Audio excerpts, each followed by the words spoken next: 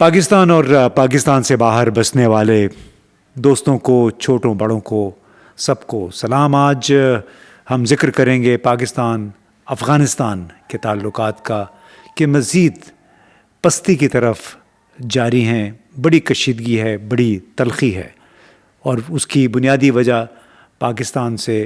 ان تمام افغانوں کا نکالا جانا ہے۔ اب تک کوئی 2,50,000 کے قریب جا چکے ہیں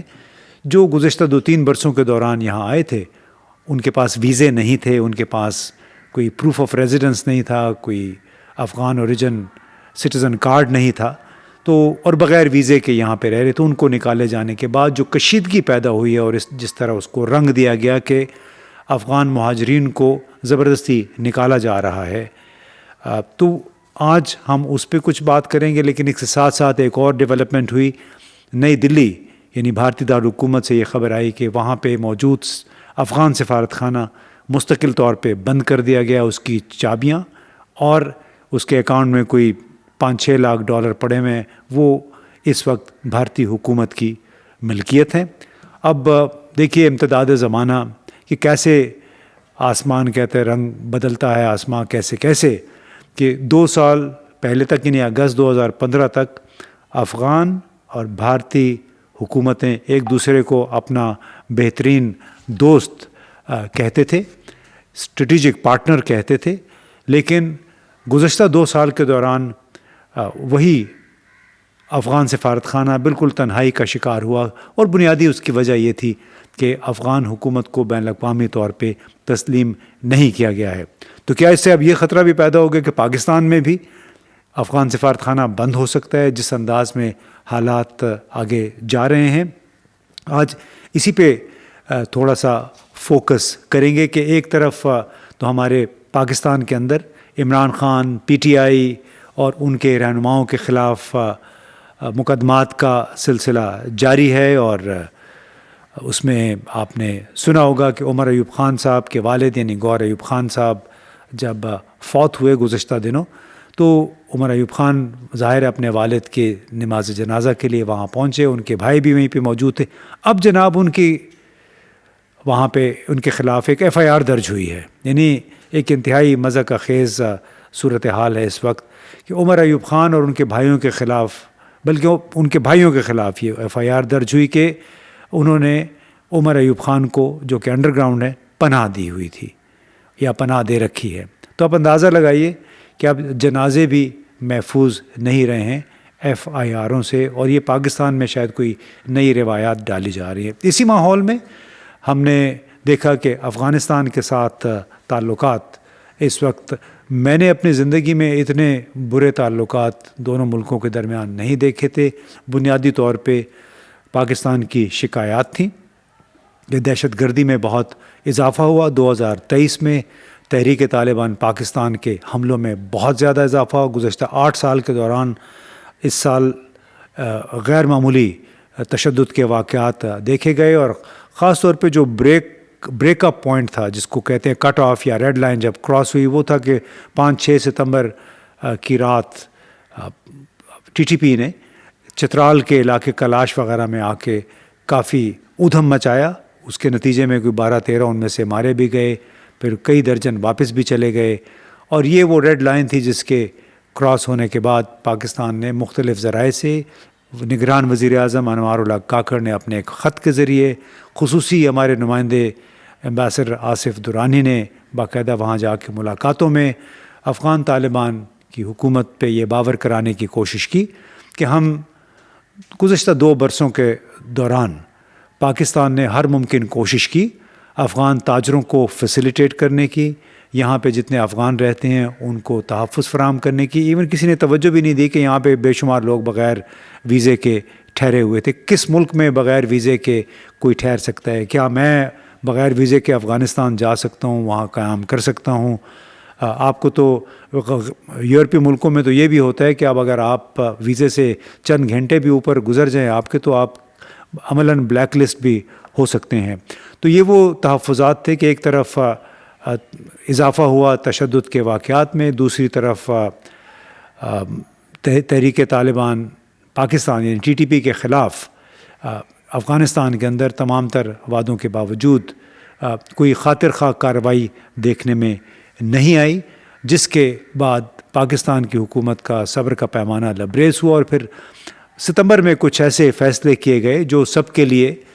بڑے ہی ناخوشگوار تھے، انکمفرٹیبل جس کو کہتے ہیں۔ اس کے نتیجے میں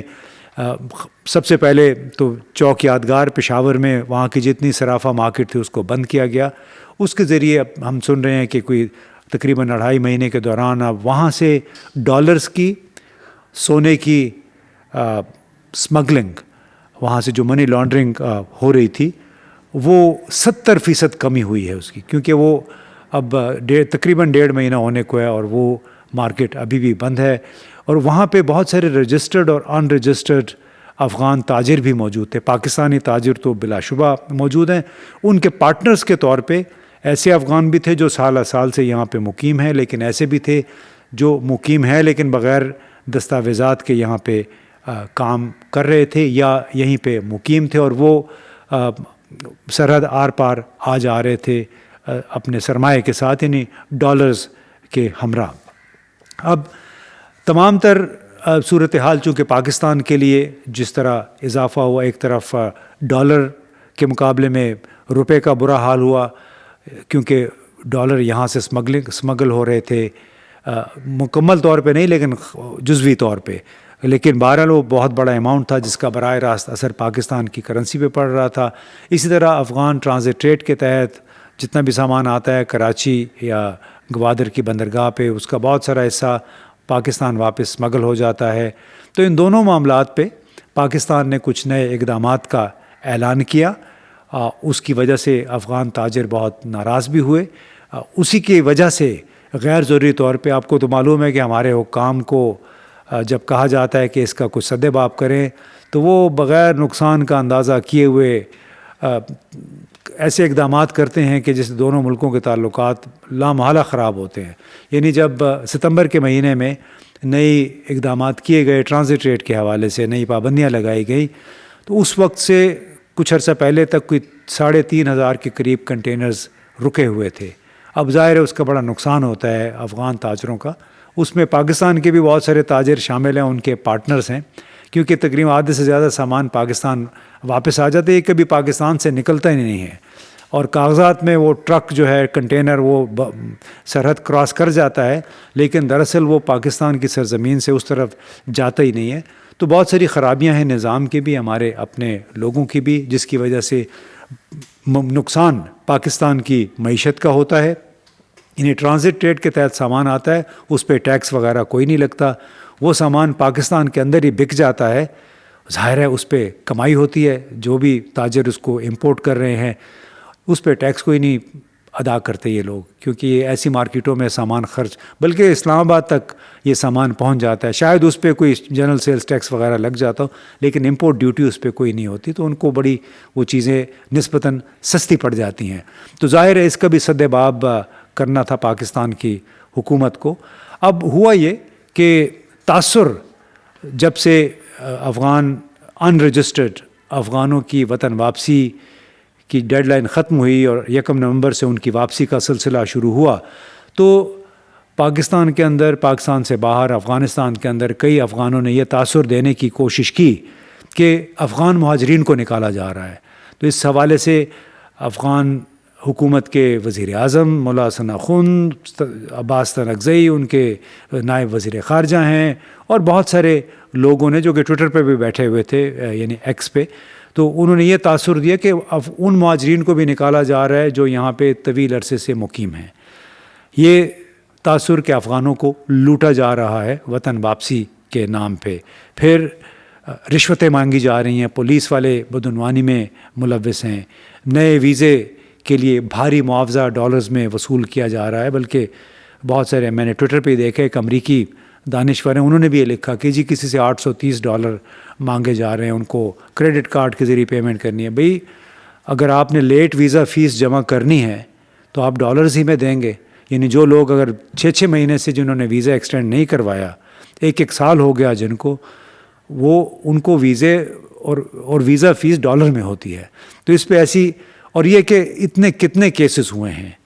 اور تاثر یہ بھی دیا گیا کہ یہاں پہ رجسٹرڈ مہاجرین کو بھی نکالا جا رہا ہے. تو بہت ساری انہوں نے غلط فہمیاں پیدا کرنے کی کوشش کی. حالانکہ بنیادی سیدھی سی بات ہے کہ پاکستان میں جو حکومت کے اعداد و شمار تھے ان کے مطابق 1.7 ملین 17 لاکھ افغان جو تھے وہ بغیر ویزوں کے پاکستان میں ٹھہرے ہوئے تھے. رجسٹرڈ افغان مہاجرین جو ہیں جن کے پاس باقاعدہ کارڈز ہیں وہ 14 لاکھ ہیں. اس کے علاوہ کوئی 8 لاکھ ایسے افغان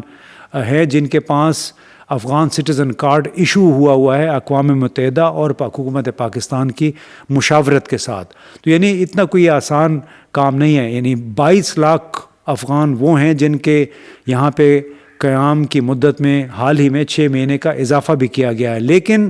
جان بوجھ کے وہ عناصر جو دونوں ملکوں کے تعلقات خراب کرنا چاہتے ہیں انہوں نے یہ تاثر دیا کہ مہاجرین کو بھی نکالا جا رہا ہے. حالانکہ ایسا نہیں ہے. اس میں البتہ یہ ضرور ہے کہ مس مینجمنٹ ہوتی ہے نچلے لیول پہ. ہمارے افغان مطلب پاکستان افغان بارڈر پہ، پھر ہماری پولیس میں بدعنوان عناصر تو بہت ہے ایسے مواقع کا، وہ ضرور فائدہ اٹھاتے ہیں. اس سے کسی کو انکار نہیں ہے. لیکن یہ ضرور ہمیں ذہن میں رکھنا چاہیے کہ اس معاملے میں غالب اکثریت 99-95% جو لوگ ہیں ان کے ساتھ کوئی زیادتی نہیں ہو رہی، بلکہ اگر ان کے پاس کوئی ویزا نہیں ہے، کارڈ نہیں ہے، تو ان کو پھر واپس بھیجا جا رہا ہے. اب تمام فضا میں بڑا غم و غصہ بلا شبہ موجود ہے اور اس میں تلخی بھی بہت پیدا ہو رہی ہے. اسی حوالے سے آرمی چیف عاصم منیر نے گزشتہ دنوں تمام مکاتب فکر کے علماء سے ایک بڑی تفصیلی ملاقات بھی کی، اور اس کے بعد مفتی منیب الرحمان جن آپ کا نام جانتے ہیں، انہوں نے 1-2 مضامین بھی لکھے، اور اس مضامین میں انہوں نے بالکل بہت سارے پاکستانیوں کے دل کی بات کی. وہ ان پاکستانیوں کے دل کی بات کی جو کہ افغانستان کے ساتھ بہت اچھے مراسم کی کوشش کر رہے ہیں، خواہاں ہیں. مفتی منیب الرحمان نے اپنے ایک مضمون میں یہ لکھا کہ ہمیں نہیں معلوم کہ امارات اسلامیہ افغانستان کی دینی قیادت کی سوچ کیا ہے، لیکن پاکستان کی دینی قوتوں کے لیے پاک افغان تعلقات کا بگاڑ انتہائی روحانی اذیت اور تکلیف کا باعث ہے. پاکستان کے دینی طبقات نے افغانستان میں اسلامی حکومت کے قیام کے بعد کا جو تناظر سوچا تھا یہ اس خواب کی الٹی تعبیر ہے. اسی لیے ہم نے 12 جنوری 2023 کو امارات اسلامیہ افغانستان کے نام ایک خصوصی کالم اس امید پر لکھا تھا کہ شاید کسی ذریعے سے ہمارا یہ پیغام امارات اسلامیہ افغانستان کی قیادت تک پہنچ جائے اور پاک افغان تعلقات کے بگاڑ پر قابو پانے کے لیے کوئی احسن تدبیر اختیار کریں. ہمیں بعض دوستوں نے بتایا کہ آپ کا پیغام افغان قیادت تک پہنچ چکا ہے، لیکن اس کے بعد بدقسمتی سے بگاڑ میں مزید اضافہ ہوا. اس کے بعد مفتی منیب الرحمان نے یہ بھی لکھا کہ کچھ عرصے سے وطن عزیز میں دہشت گردی کے واقعات میں نہایت تیزی سے اضافہ ہوا ہے اور پاکستان میں سویلین اور عسکری نقصانات کافی بڑھ گئے ہیں. سویلینز پہ بھی، سیکیورٹی فورسز پہ بھی حملے ہوئے ہیں، اور پاکستان میں یہ تاثر مستحکم ہو رہا ہے بقول مفتی منیب الرحمان کے کہ اس کے پیچھے تحریک طالبان پاکستان ہے اور اس کی کمین گاہیں یعنی ٹھکانے افغانستان میں ہیں. اور پاکستان میں اس پر یقین کرنا دشوار ہے کہ امارات اسلامیہ افغانستان کو اس کی بابت کچھ معلوم نہیں ہے. اب بڑی یہ تشویش کی بات ہے. ساتھ میں مفتی منیب الرحمان نے یہ بھی کہا کہ اگر حالات کو بہتر کرنا ہے تو یہ سب کچھ باہمی اعتماد کی فضا میں ہو سکتا ہے، جہاں ایک دوسرے کے بارے میں خدشات ہوں، شکوک و شبہات ہوں، ایک ملک میں دہشت گردی کی وارداتیں کرنے والوں کو دوسرے ملک میں ٹھکانہ ملا ہو یا تربیت دی جاتی ہو، پناہ مل جاتی ہو، تو اعتماد کی فضا قائم نہیں ہو سکتی اور نہ الزامات کے تبادلے سے یہ مسئلہ حل ہو سکتا ہے. اس کے لیے کوئی بااختیار مشترکہ کمیشن ہونا چاہیے تاکہ دونوں ممالک میں خفیہ معلومات کے تبادلے کا سریع الاثر، دیرپا اور قابل اعتماد نظام بھی قائم ہو سکے. اور ایک اور مسئلہ جس کی طرف مفتی منیب الرحمان نے اشارہ کیا کہ افغانستان کی حکومت کو عالمی سطح پر اب تک تسلیم نہیں کیا گیا اور اس کی اپنی بھی ضرورت ہے کہ دنیا کے ساتھ تعلقات کے لیے اس کا کوئی نہ کوئی گیٹ وے ہو. تو یہ تاثر دینے کی، یہ باور کرانے کی کوشش کی مفتی منیب الرحمان نے کہ پاکستان افغان طالبان حکومت کے لیے ایک گیٹ وے ہے، اس گیٹ کو آپ خراب نہ کریں اور امارت اسلامیہ افغانستان اسلامی نظام شریعت کے نفاذ کے لمبردار ہے. اسے چاہیے کہ پاکستان کے سرکردہ اور قابل اعتماد علماء کو اعتماد میں لے اور ان کے توسط سے تعلقات کو انتہائی نفرت تک پہنچانے کی بجائے قربتوں کے راستے تلاش کرے, ایک دوسرے کی جائز شکایات کا ازالہ کریں. پھر ایک اور دلچسپ بات انہوں نے وہی کی جو ہم بھی کہتے رہے ہیں کہ افغان مہاجرین کی واپسی اگر واقعتاً ناگزیر ہے جو ہماری حکومت کہتی ہے تو پھر دونوں ملکوں کے باہمی اشتراک سے اس کا طریقہ کار وضع ہونا چاہیے تاکہ جو افغان عرصہ دراز تک پاکستان میں رہنے اور پناہ حاصل کرنے کے بعد اپنے ملک واپس جائیں تو اچھی یادیں لے کر جائیں, نفرتیں ساتھ لے کر نہ جائیں کہ وہ آئندہ نسلوں میں بھی منتقل ہوں. ہمیں محبتیں بانٹنے کی کوئی تدبیر کرنی چاہیے. ہمیں معلوم ہے ایسے حالات میں عوام کی سطح پر نفرتوں کا کاروبار آسانی سے پھیلتا ہے اور یہ ہم دیکھتے ہیں فیس بک ٹویٹر پہ یہ نفرتیں بڑی تیزی سے پھیلتی ہے. دیرپا تعلقات کے لیے مفید ہرگز نہیں ہیں اس قسم کی نفرتیں بلکہ زہر قاتل ہیں. قبل اس کے حالات قابو سے باہر ہو جائیں اس زہر کا تریاک تلاش کیا جانا چاہیے. تو یہ وہ دردمندانہ اپیل تھی دوستو جو کہ قاری مفتی منیب الرحمان نے کی افغان طالبان کے ساتھ, اور اس نے بلا شبہ اس ضرورت پہ زور دیا کہ ہمیں اس کا میکنزم کوئی بہتر ہونا چاہیے. یہ جو آنن فانن 4 ہفتے کی ڈیڈ لائن دے کے سال سے یہاں مقیم لوگوں کو واپس جانے پہ مجبور کیا گیا, خاص طور پہ اس کا ایک فائدہ نقصان کیا ہوا کہ نچلے سطح پہ پھر پولیس نے ہمارے حکام نے اس کا ناجائز فائدہ بھی اٹھایا. اور اسی کے جواب میں ہمارے اچھے جاننے والے افغان دوست ہیں جن کا دبئی میں بھی کاروبار ہے, پاکستان میں بھی ہے, اس وقت یورپ کے کسی بڑے ملک میں وہ رہ رہے ہیں. تو انہوں نے مجھے ایک پیغام بھیجا اور وہ بالکل جو مفتی منیب الرحمان صاحب نے بات کی ہے ہم خود بھی یہ بات کرتے رہے ہیں کہ غیر ضروری طور پہ آپ ان مہاجرین کا دہشت گردوں کے ساتھ تعلق نہ جوڑیں جن کا کوئی لینا دینا نہیں ہے, جو یہاں پہ مزدوری کر رہے ہیں, اگرچہ ان کے پاس ویزے نہیں ہیں, غیر قانونی طور پہ مقیم تھے لیکن یہاں مزدوری کر رہے ہیں, ان کے بچے بھی ہیں, خود ہم نے بھی کئی بچے اس طرح دیکھے, نوجوان دیکھے ہیں. اور ہمارے جو تاجر ہیں امپورٹ ایکسپورٹ کا کام کرتے ہیں انہوں نے بھی ایک بڑا دردمندانہ میسج بھیجا کہ جناب میں افغان سے زیادہ پاکستانی ہوں. طویل عرصے سے 40-50 سال سے چونکہ ہم ہجرت پہ مجبور ہوئے تھے 1980-81 میں, تو گھرانہ زیادہ تر یہیں پہ پشاور یا اسلام آباد میں ہے. انہوں نے کہا کہ میرا گھر, میرا بینک اکاؤنٹ, میری گاڑی, میرا کاروبار, یہ سب کچھ میرے پاکستانی پارٹنرز کے نام پہ ہے. لیکن میری دردمندانہ اپیل ہے حکومت پاکستان سے کہ میں یہ تمام چیزیں اپنے نام سے کرنا چاہتا ہوں. میں ٹیکس بھی دینے پہ آمادہ ہوں, میں نیشنل ٹیکسیشن نمبر بھی لینا چاہتا ہوں اور تمام کاروبار اپنے نام سے, تمام پراپرٹی اپنے نام سے خریدنا چاہتا ہوں. کیا حکومت پاکستان کے پاس اس کا کوئی جواب ہے کہ ان لوگوں کو فیسیلیٹیٹ کرنے کا جو